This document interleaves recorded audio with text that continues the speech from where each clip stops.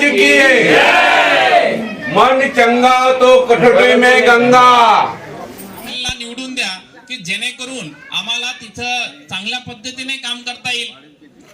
कारण नवापूर शहराचा आपण विचार केला तर नवापूर शहराचा रस्त्यांचा प्रश्न आहे, पाण्याचा प्रश्न आहे, रहदारीचा प्रश्न आहे, साफसफाईचा प्रश्न आहे, धुळीचा प्रश्न आहे।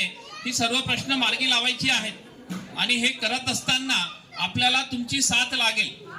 याच्या अगोदर सुद्धा आपले जे नगरसेवक होते त्यांनी कशा पद्धतीने फक्त स्वतःच घर भरलेलं आहे तुम्हाला माहिती आहे।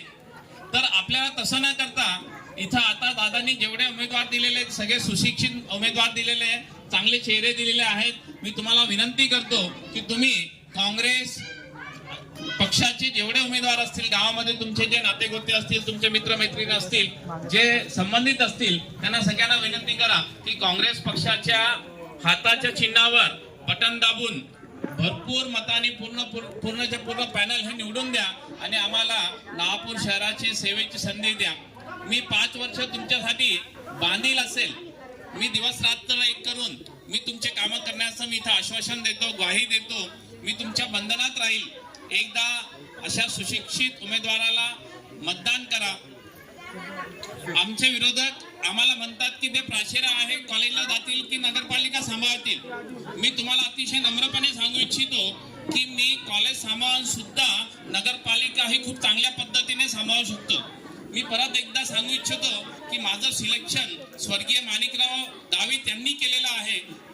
आमचे जे नेते आहेत, ज्येष्ठ नेते आहेत, सुरभसिंगजी नाईक यांनी माझं सिलेक्शन केलेलं आहे आणि मी आज तुमच्या समोर ग्वाही देऊ इच्छितो की माझं सिलेक्शन हे चुकीचं नव्हतं। माझ्यामध्ये काहीतरी क्वालिटी होती, माझ्यामध्ये काहीतरी चांगले गुण होते, म्हणून स्वर्गीय माणिकराव दादांनी माझं सिलेक्शन केलं होतं। प्राध्यापक म्हणून मी तिथं काम करतोय। माझे इथं हजारो विद्यार्थी आहेत, त्यांना विचारा दीपू सर काय आहेत।